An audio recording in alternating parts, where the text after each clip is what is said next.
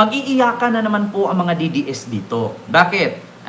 Ganito po kasi siya. Si Kibuloy po, no, kinumpirma na po ng Kongreso sa pamamagitan ng pangunguna ni Jinky Luestro or Congresswoman Jinky Luestro ng Batangas na ang ekstradisyon ni Kibuloy na isuko siya sa Amerika at Amerika muna ang hahawak sa kanya kasi meron po kasing kaso si Kibuloy sa Amerika, mga kababayan. No, marami po, no, meron siyang tawag dito cash smuggling, meron siyang mga sexual assault, mga ganong kimikimirot. So wanted po siya sa FBI ng Amerika. So ngayon mga kababayan, nung nakaraang linggo lang binalita na ang sabi ng ambassador ng Philippines and US na si Romualdez, no, tsuhin din ni PBBM, na nagpasa na daw or nag-abot daw ng sulat ang Amerika sa, di ko sure kung saan pinasa, sa DOJ yata, na nag-abot daw sila ng extradition letter, no? Extradition para kunin nila si Kibuloy at dalhin nila sa Amerika at doon lilitisin habang nililitis din dito. No, so mga kababayan, meron lang po ako ipakita sa inyo na mismong kinumpirma ng Kongreso na pinapayagan nila na i-extradite si Kibuloy. So, ito lang po ang aking masasabi. Bon voyage, Pastor. Iiyak na naman. Ito mga kababayan, bago ko po i-play. Bakit hindi tinulungan si Kibuloy ngayon ni Sara Duterte at ng mga Duterte?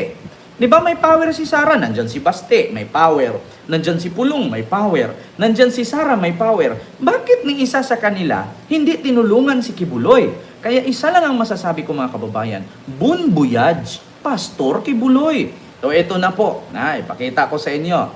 Ito na. Mga kababayan, wait lang. Pakinggan nyo po. Ito. Wait lang Mismong si Congresswoman Jinky Luestro. Ito na, sa Kongreso po ito. Legislation on the request of the United States government for the extradition of Pastor Apollo C. Kibuloy is hereby granted. Motu proprio inquiry in aid of legislation on the request of the United States government for the extradition of Pastor Apollo C. Kibuloy is hereby granted. So is hereby granted. So sa madaling salita mga kababayan, ginagrant na po ng Congress, no, or ng Kamara na i-surrender si Kibuloy sa Amerika. Bon voyage. Bon voyage, Pacquiao. Kasi Pastor Apollo Carion Kibuloy. So P-A-C-Q, kaya Pacquiao. Bon voyage. Balibalita ko pa mga kababayan na kapag kulong ka daw sa Amerika, dinadala daw sa Nigeria. Di ko sure kasi, sabi ni Roberto Trillanes, lagot ka, uuwi na si tatay. Putang ina, uuwi yan, pantay ang paa. Kayo mga DDS, huwag na kayo magsipaniwala dyan. O mga kwentong bulok. Mami Tess, may galab shoutout. Hindi na makauwi yan si Digong. Ako na nagsabi sa inyo, yung matanda nga sa Isabela, nagnakaw ng mangga na kulong, si Digong pa, pumatay ng libo-libo, makauwi, loso. Motu proprio inquiry in aid of legislation on the request of the United States government for the extradition of Pastor Apollo C. Kibuloy is hereby granted. Granted. Sabi mismo yan ni Congresswoman Jinky Luestro na granted na ang extradition ni Kibuloy. Mega love shout out mga kababayan. So, yun nga, ang masasabi ko, kahit magluklo si Digong araw-gabi, hindi makakauwi yun, sabi ni G. Divina. Conforme be, kasi may bitay doon. Nako, Ma'am Zoe. Ito na. Ito explain ko sa inyo mga DDS. Bakit nga ba hindi kayang tulungan ng mga Duterte si Kibuloy? Di ba? Elmer Quezon. Nako, nakilala pa naman akong Quezon, bakla. Yan. Yun ang aking mga kababayan, pasensya na po. Naririnig nyo po ba ako? May tumawag kasi tawag ng tawag sa akin. Wait lang Wait lang po mga kababayan. So ayun. Ma'am Arlene Pabular, mega love shoutout po. Yan. So, paki-comment nga mga kababayan kung naririnig nyo ako at okay tayo, no? At hindi tayo Ito po So, paki-comment nga. So, ito mga kababayan. Meron kasing tawag ng tawag sa akin. Diyos mio Marimar. Ayun, maraming salamat po. Inan-install ko muna yung isang apps kasi tawag ng tawag sa akin. Hindi naman importante yung inaano. So, ito. Mga kababayan, kita nyo Si Kibuloy po, mga kababayan, ay ginagrant na po ng Congress na kung saan yung kanyang extradition na request ng Amerika na dalhin siya at isuko siya doon. Nako po, ito po mga kababayan, i-search po natin kung gaano ba katotoo na Kibuloy extradition. Para maniwala kayo kasi mahirap naman po Kibuloy extradition. Mahirap kasi itong ito. Kibuloy Magkakasanang malawakang investigasyon ng House Committee on Justice sa pangunguna ni Chairperson at Batangas 2nd District Representative Jervy Luistro hinggil sa extradition request ng Estados Unidos kay Kingdom of Jesus Christ leader Pastor Apollo Kibuloy. Nang sa gayon ay mabigyan ng linaw ang issue hinggil sa proseso nito. Nako. Ang isasagawang motu proprio investigation ay nagugat sa liham ni Akbayan Party List Representative Percy Sendanya, kung saan ipinanawagan niya sa komite ang pagsasagawa ng inquiry alinsunod sa lehislatura, kasama ang mga ahensyang may kaugnayan sa issue para mapag-usapan ang kasalukuyang estado ng request. Gayon din ang legal na hakbang sa proseso, pati na... may nag-comment si Joy Auroy Flores, nakibalita ka lang, agad mo rin kinagat. Alam nga naman hindi ko kakagatin. Saan mo gusto akong makinig sa balita? Kay Sarah?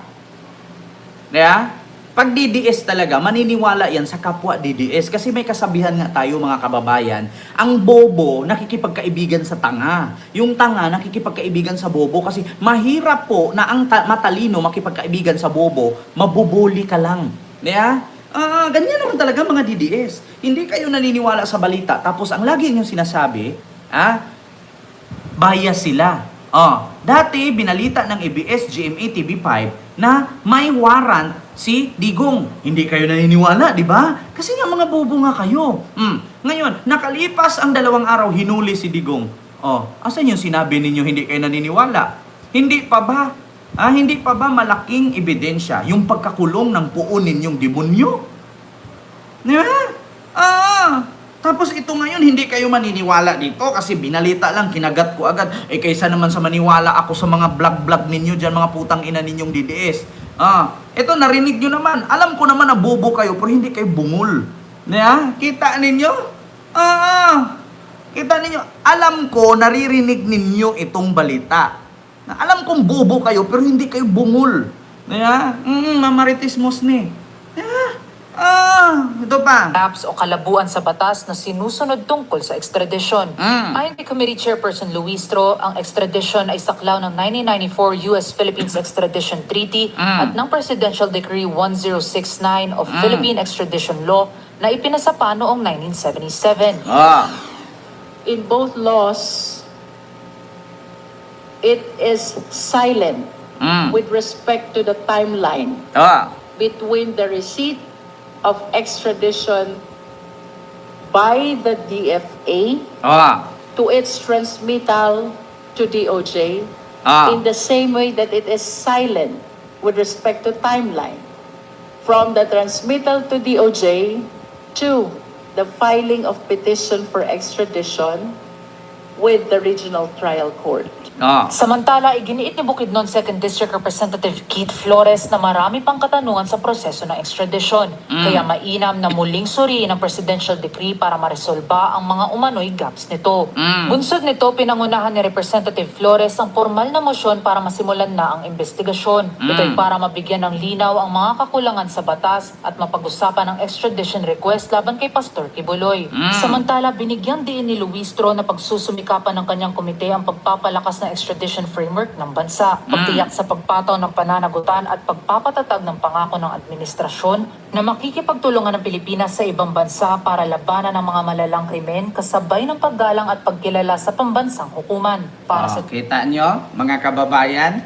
Wala na. Granted. May nag-comment.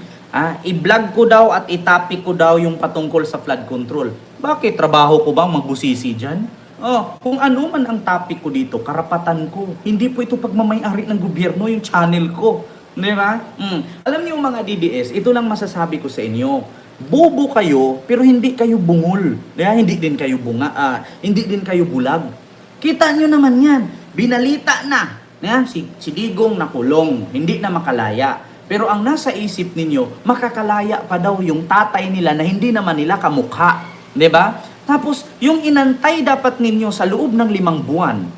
Kasi alam ko naman na hindi kayo bungol, bobo kayo. Kasi DDS nga kayo eh. Pag sinabing DDS, bobo yan. Pero hindi yan bungol. So ngayon mga kababayan, ito lang ang masasabi ko. Si Digong po wala ng time at wala ng tsansang makauwi yan. Bakit? Kasalanan po niya yan. Kung hindi niya po tinanggal ang Pilipinas sa pagiging miyembro ng ICC, edi sana ngayon ang ICC labas-pasok. Ang problema lang tinanggal niya eh. Pero ang kabubuhan niya, kasi ang sabi niya, piskal ako, mayor ako, presidente ako. Sabi niya. Pero bobo.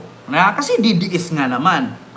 Hindi niya alam na kapag tinanggal niya ang ICC, akala niya hindi siya maaresto. Hindi niya iniisip na ang kaso niya sa ICC, ipinasa ng ICC sa Interpol. So ang Interpol ang huhuli sa kanya, di ba? Tanga. Kasi nga, bobo nga, kasi DDS. Di ba? Roy Flores, hindi ako si Kibuloy para tawagin mong Diyos. Si Kibuloy lang naman yan, kapag hindi kayo dumaan sa akin, hindi kayo mapunta sa langit. Bakit siya ngayon ihahatid sa Amerika? Kita ninyo, mga kababayan? Masakit man, pero totoo. Alam ko, bobo kayo, pero hindi kayo bungol. Rinig nyo naman. Kalakas-lakas ng boses ko, nag-i-echo nga dito sa loob ng sala eh. Alam kong bobo kayo, pero hindi kayo bungol, mga DDS.